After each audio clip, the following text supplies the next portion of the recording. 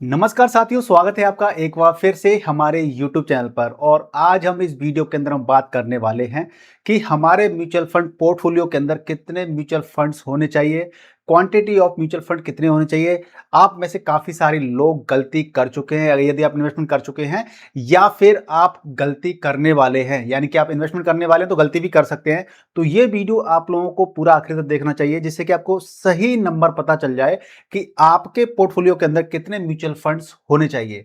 तो ये वीडियो काफी ज्यादा इंफॉर्मेटिव होने वाला है, इंटरेस्टिंग होने वाला है। जल्दी से इस वीडियो को लाइक कर दीजिए, हमारे चैनल को सब्सक्राइब कर लीजिए, और कोई भी आपके मन के अंदर डाउट रहता है तो आप हमें कमेंट करके पूछ सकते हैं। तो देखिए, आपका ज्यादा टाइम वेस्ट ना करते हुए सीधा मुद्दे पर चलते हैं और यहां पर हम बात करते हैं कि हमारे म्यूचुअल फंड पोर्टफोलियो के अंदर कितने म्यूचुअल फंड स्टॉक्स होने चाहिए। यानी कि आज मैं आपको 10 पावरफुल रूल बताऊंगा जो कि आपको पोर्टफोलियो कंप्लीटली ट्रांसफॉर्म कर देगा। यानी कि 10 आपको ऐसे रूल बताऊंगा जिसके जरिए आप अपना डिसाइड कर सकते हैं कि आपके पोर्टफोलियो के अंदर कितने म्यूचुअल फंड्स होने चाहिए। तो देखिए, बेसिक कॉन्सेप्ट की बात कर लेते हैं। तो बेसिक कॉन्सेप्ट समझना सबसे पहले जरूरी होता है। वो ये होता है कि mutual fund, one mutual fund equals to क्या होता है, one mutual fund equal to already diversified. यानी कि 40 से लेकर के 100 कंपनियां आपके एक म्यूचुअल फंड के अंदर हो सकती है। यानी कि ऑलरेडी क्या होता है, डाइवर्सिफाई होता है ऑलरेडी, ठीक है ना। तो यानी कि इसके अंदर ये रहता है, डाइवर्सिफाई हो गया। यानी कि डायरेक्ट जब स्टॉक में पोर्टफोलियो में इन्वेस्टमेंट करते हैं तो आपने ये मान लीजिए डायरेक्ट, यानी कि 25 से 30 स्टॉक ऑलरेडी आपके पास इनफ होते हैं। यानी कि आप स्टॉक मार्केट में इन्वेस्टमेंट करने वाले हैं तो 25 से 30 स्टॉक आपके जो होते हैं वो सफिशिएंट होते हैं। इसी प्रकार से जो वन म्यूचुअल फंड में आपने कर दिया, यानी कि आपका उसके इक्विवेलेंट हो गया। एक फंड ही एक फंड भी आपको काफी डाइवर्सिफिकेशन दे सकता है। ज्यादा फंड्स लेने का लॉजिक वीक हो जाता है। तो एक ही जो म्यूचुअल फंड होता है ना, वो अगर आप ले लेते हैं तो उसी से ही आप पे काफी सारे क्या कहते हैं कि एक डाइवर्सिफिकेशन आपको काफी अच्छा मिल जाता है। लेकिन ज्यादा फंड लेने से क्या होता है कि आपका जो लॉजिक होता है वो वीक हो जाता है। तो टू मैनी फंड्स, जो प्रॉब्लम होती है वो क्या होती है कि ज्यादा फंड लेने से प्रॉब्लम्स क्या हो जाती है, इसकी चर्चा कर लेते हैं। यानी कि 20 से 50 फंड, बहुत सारे लोग तो ऐसे ऐसे भी हैं जिन्होंने 50 ले रखे हैं। क्या ले रखे हैं? 50 म्यूचुअल फंड तक ले रखे हैं। तो ये एक तरह से बहुत ज्यादा क्योस बन जाता है, चाउस बन जाता है, और काफी ज्यादा नॉइज क्रिएट हो जाती है, जिसकी वजह से हम काफी सारी दिक्कतों का सामना करते हैं। वो दिक्कतें क्या क्या आती हैं मैं अभी आपको रूल्स के अंदर बताऊंगा, तो आपको समझ जाएंगे प्रॉपर तरीके से। बेसिकली ये वीडियो थोड़ा सा लेंथी जरूर हो जाएगा, लेकिन जब बात आती है इन्वेस्टमेंट की तो सही डिसीजन लेना है तो उसके लिए आपको थोड़े से एफर्ट लगाने पड़ेंगे। आपको थोड़ा सा टाइम दे करके आपको चीजों को सीखना पड़ेगा, समझना पड़ेगा, ठीक है। ट्रैकिंग बिकम्स डिफिकल्ट जब आपके म्यूचुअल फंड पोर्टफोलियो के अंदर नंबर ऑफ स्टॉक्स ज्यादा, नंबर ऑफ म्यूचुअल फंड ज्यादा होते हैं, जैसे 20, 30, 40, 50 होते हैं, तो उनकी ट्रैकिंग करना बहुत ज्यादा डिफिकल्ट हो जाता है। अब आप सोचिए, खुद सोचिए, आपके अगर 45 या 50 या 40 आपके म्यूचुअल फंड हैं आपके पास, तो उनको ट्रैकिंग करने के लिए आपको कितनी दिक्कत आएगी, कितना समय देना पड़ेगा आपको। अगला है कंफ्यूजन इन डिसीजन मेकिंग। कभी जब जब आपके ज्यादा फंड्स होते हैं तो डिसीजन मेकिंग करने में भी आपको कंफ्यूजन हो जाता है। सपोज आप लमसम करना चाहते हैं, आप 5 लाख का, 2 लाख का, जो भी लमसम करना चाहते हैं, और आपके पोर्टफोलियो के अंदर 30-40 अगर फंड होंगे, तो आप डिसाइड नहीं कर पाओगे, कंफ्यूज हो जाओगे कि ये लमसम वाला मुझे करना है, पर डालूं किसके अंदर, किसके अंदर पैसा इन्वेस्टमेंट करूं, ठीक है ना। हायर एक्सपेंस रेशियो, तो ज्यादा जब आपके पास क्वांटिटीज होती हैं तो ऑब्वियसली कुछ फंड आपके पास ऐसे भी होंगे जिनके एक्सपेंस रेशियो काफी हाई होंगे, नए फंड होंगे, हाई एक्सपेंस रेशियो होंगे, तो ये भी आपको झेलना पड़ेगा। लॉन्ग टर्म के अंदर काफी आपको पैसा आपका वेस्ट चला जाएगा। की इनसाइट की बात कर लेते हैं, ओवर डाइवर्सिफिकेशन। देखिए, के सेम कैटेगरी के फंड होते हैं, यानी कि सेम स्टॉक। अब आप ये मानिए कि आपने कोई कैटेगरी ले रखी है, मिड कैप के 3-4 फंड ले रखे हैं, लार्ज कैप के आपने 3-4 फंड ले रखे हैं, या फिर स्मॉल कैप की कैटेगरी के आपने 3-4 फंड ले रखे हैं, तो वहां पे क्या दिक्कत आती है कि वहां पर आपका 60 से लेकर के 80% तक ओवरलैप हो जाता है। एग्जाम्पल के तौर पे मान लीजिए कोई एक XYZ फंड है, सेम कैटेगरी है, XYZ स्मॉल कैप है मान लीजिए, ठीक है। एक आपका ABC स्मॉल कैप है, एक आपका 1, 2, 3 स्मॉल कैप है। तो जो कंपनी इसके अंदर होगी वही इसके अंदर होगी, इसके अंदर होगी। यानी कि सेम कंपनियां तीनों के अंदर हो, ऐसी प्रोबेबिलिटी कितनी है, 60 से 80%। यानी कि सेम कंपनियों के अंदर आप अलग अलग म्यूचुअल फंड के जरिए आप इन्वेस्टमेंट कर रहे हैं, तो ये कोई लॉजिक बनता नहीं, कोई सेंस नहीं बनता है। तो ये आपको गलती नहीं करनी है। आप अलग अलग फंड ले रहे हो, बट स्टॉक सेम ही है भाई। म्यूचुअल फंड भी क्या कर रहा है, म्यूचुअल फंड भी तो अलग अलग कंपनीज के अंदर पैसा लगा रहा है। जब म्यूचुअल फंड अलग अलग कंपनीज के अंदर पैसा लगा रहा है, इसका मतलब ये है कि हमारा पैसा अलग अलग म्यूचुअल फंड के जरिए सेम कंपनी के अंदर पैसा जा रहा है, यानी कि 1 2 3 म्यूचुअल फंड, ये भी यहां लगा रहा है पैसा, ये भी यहां लगा रहा है और ये भी यहां लगा रहा है। तो लॉजिक नहीं बनता है, सेंस नहीं बनता है, हमें ये गलती नहीं करनी है। इंडेक्स फंड स्ट्रेटेजी की बात कर लेते हैं।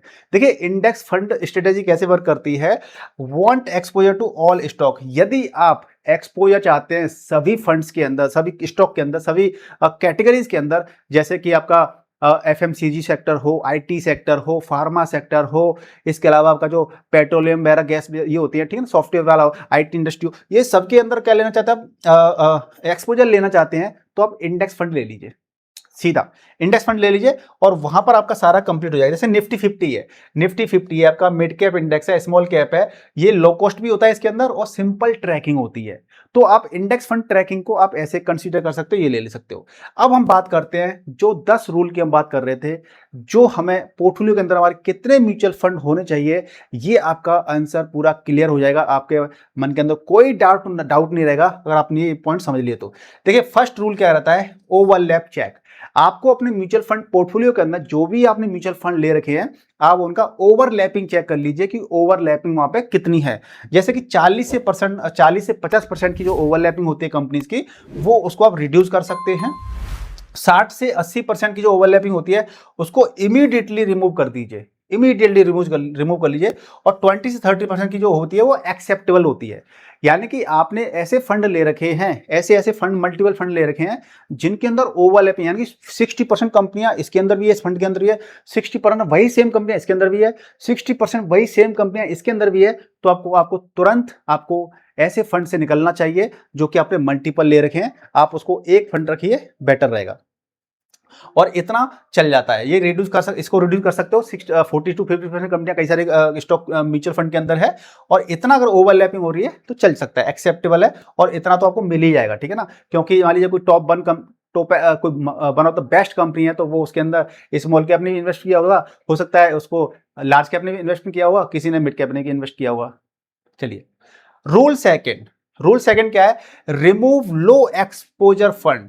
यानी कि रिमूव लो एक्सपोजर फंड का मतलब ये होता है कि 5% लेस देन क्या रहता है, एलोकेशन फंड यूजलेस होते हैं। जैसे कि सपोज दैट आपने क्या है, फंड, आपके म्यूचुअल फंड पोर्टफोलियो के अंदर 50 कंपनियां मान लीजिए, कितनी है, 50 कंपनियां हैं, और 50 कंपनियों में से, सॉरी 50 कंपनी कह रहा हूं, 50 म्यूचुअल फंड है आपके पोर्टफोलियो के अंदर ना। देखिए 50 आपको ज्यादा लग रहा है, चलो ठीक है 25 है, मान लेते हैं आपके म्यूचुअल फंड पोर्टफोलियो के अंदर 25 फंड्स हैं आपके अंदर, ठीक है जी।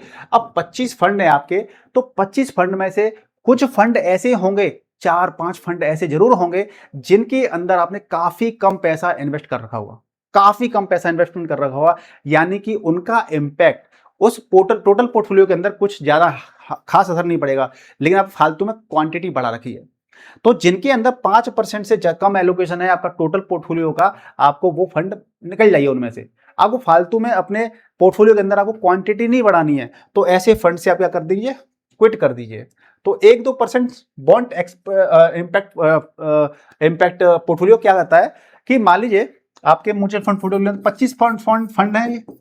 अब 25 फंड हैं आपके पास, इनमें से 5 फंड ऐसे हैं जिनका 5% तक भी इनका एलोकेशन नहीं है पोर्टफोलियो का टोटल, और इस पे इंपैक्ट मान लीजिए प्रॉफिट आपको 20% भी पड़ रहा है, मिल रहा है आपको इन फंड के अंदर, तो वो ज्यादा इंपैक्ट नहीं करेगा, क्योंकि इन फंड के अंदर आपने क्या है, कम पैसा लगा रखा है, तो इनको निकल ही जाइए, वो बेहतर रहता है। रूल थर्ड क्या कहता है, कंपेयर विद बेंचमार्क। तो जब भी आप पर्टिकुलर कोई भी म्यूचुअल फंड में इन्वेस्टमेंट करते हैं, तो उनको अपने बेंचमार्क से क्या करिए, कंपेयर करिए। जैसे कि निफ्टी 50 है, तो निफ्टी 50 क्या करता है, लार्ज कैप के लिए करता है, लार्ज कैप के लिए लार्ज कैप कंपनीज का संग्रह होता है।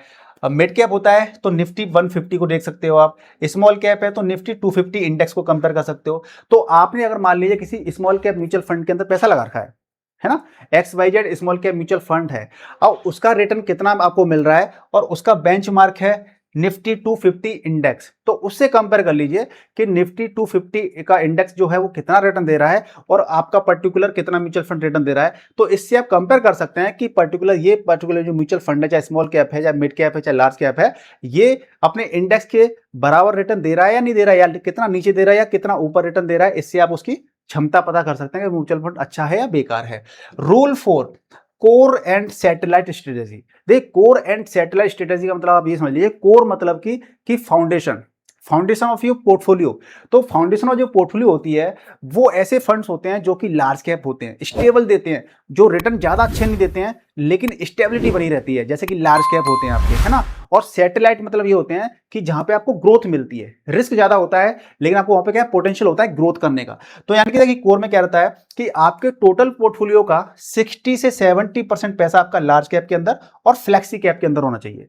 टोटल पोर्टफोलियो का जो टोटल पोर्टफोलियो आपका मान लीजिए 1 लाख रुपए का है, तो 1 लाख में से 60 हजार रुपए समथिंग आपके 60 से 70 हजार रुपए कहां पे होने चाहिए, लार्ज कैप में या फ्लेक्सी कैप दोनों के अंदर होने चाहिए। और सैटेलाइट मतलब कि जहां पर ग्रोथ मिलती है, रिस्क होता है, तो 30 से 40% पैसा आपका मिड कैप के अंदर या स्मॉल कैप या थीमेटिक के अंदर होना चाहिए। और जिसको हम कहते हैं बैलेंस रिस्क एंड रिटर्न, जहां से आपको बैलेंस और कुछ पैसा आपका बैलेंस के अंदर भी होना चाहिए, बैलेंस रिटर्न जहां पे मिलते हैं आपको प्रॉपर तरीके से। ठीक है जी। अब रूल 5 की बात कर लेते हैं, लिमिट सेम कैटेगरी फंड। देखिए लिमिट सेम कैटेगरी फंड इसलिए मैं कह रहा हूं लिमिट है, लिमिट बना के रखिए। क्यों बनिए, क्योंकि आपको लार्ज कैप लेना है तो आप एक लार्ज कैप ले सकते हो, यानी कि एक फंड सफिशिएंट है लार्ज कैप कैटेगरी के अंदर। मिड कैप और स्मॉल कैप के अंदर आप मैक्स 2 फंड ले सकते हो, यानी कि एक स्मॉल कैप ले सकते हो, एक मिड कैप ले सकते हो, या आप 2 मिड कैप ले सकते हो या 2 स्मॉल कैप ले सकते हो, अगर अलग अलग फंड का हाउस का लेना है तो। Avoid 4-5 funds in same category. बहुत से लोग क्या करते हैं सेम कैटेगरी के अंदर ही 4-5 फंड ले लेते हैं, तो ये चीज आपको अवॉइड करनी चाहिए, बिल्कुल, है ना। और रूल 6 क्या है, यूज फ्लेक्सी कैप और फ्लेक्सी कैप और मल्टी कैप, यानी कि replace multiple funds with flexi cap balance exposure के लिए और multi cap for higher risk और हायर रिटर्न के लिए। हायर रिस्क नहीं कह सकते, यहां पर आपका जो अभी क्या है कि ये मल्टी एसेट फंड होते हैं। मल्टी एसेट का मतलब ये होता है कि मिनिमम इसके अंदर 3 एसेट क्लास होनी चाहिए जो कि सेबी ने डिसाइड किया हुआ है ना। तो यहां पे क्या रहता है मल्टी एसेट, यानी कि रिप्लेस मल्टीपल फंड। आपके पास अगर मल्टी फंड है तो रिप्लेस कैसे कर सकते हो, क्योंकि जो फ्लेक्सी कैप होता है इसके अंदर क्या रहता है, स्मॉल कैप भी होता है, मिड कैप भी होता है, लार्ज कैप होता है, यानी तीनों प्रकार की कंपनियां होती हैं। और मार्केट की सिचुएशन को देख करके फंड मैनेजर क्या करता है, उनका रेशियो कम ज्यादा करता रहता है। तो इसलिए आप क्या कर सकते हैं, अगर आपके मल्टीपल फंड हैं तो आप उनको फ्लेक्सी कैप से और मल्टी कैप से रिप्लेस कर सकते हैं, जिससे कि आपको मल्टीपल फंड, आपको एक ही फंड के अंदर आपको सारी चीजें मिल जाएंगी, जैसे फ्लेक्सी कैप, ठीक है ना। अब सिंप्लीफाई पोर्टफोलियो, तो सिंप्लीफाई पोर्टफोलियो आपका जितना अच्छा होगा उतना ही उसको ट्रैकिंग करना इजी होगी और उतना ही अच्छा आपको रिटर्न मिलेगा। सिंप्लिसिटी, इन्वेस्टिंग करते हैं सिंपल जितना रखोगे उतना बढ़िया रहता है। रूल 7 क्या है, टैक्स एंड एग्जिट लोड। देखिए टैक्स और एग्जिट, जब भी आप म्यूचुअल फंड पोर्टफोलियो बनाते हो तो आप ये भी मान के चलिए कि हमें टैक्स भी बचाना है, और जब टैक्स बचाएंगे तो हमें म्यूचुअल फंड को क्विट भी करना पड़ेगा और फिर उसी में री इन्वेस्ट भी करना पड़ेगा। तो इसलिए उसमें एग्जिट लोड कितना लगता है, अगर सेल आफ्टर 1 ईयर करते हैं तो एलटीसीजी बेनिफिट मिल जाते हैं। Check exit load before selling, selling करने से पहले आपको एग्जिट लोड चेक करना है। और अवॉइड अननेसेसरी लॉसेस, अब अवॉइड अननेसेसरी लॉसेस को अगर अवॉइड करना है तो एग्जिट लोड चेक कर लीजिए, क्योंकि जो टैक्स हार्वेस्टिंग की जाती है ना उसके लिए आपको म्यूचुअल फंड से निकलना भी पड़ता है और फिर वो री इन्वेस्ट भी करना पड़ता है।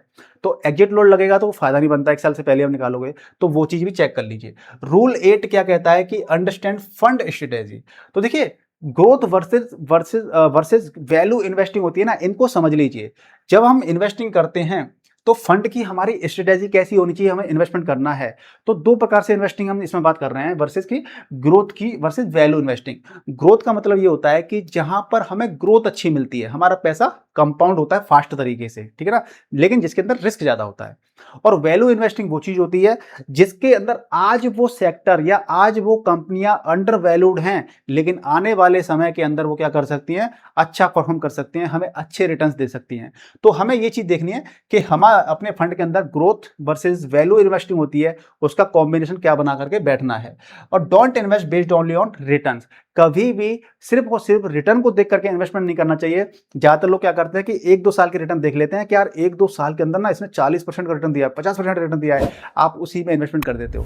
तो आपको कभी भी इन्वेस्टमेंट करना है तो कम से कम पास्ट की अगर परफॉर्मेंस देख रहे हो तो 5 से 7 साल की परफॉर्मेंस या 10 साल की परफॉर्मेंस आपको देखनी चाहिए।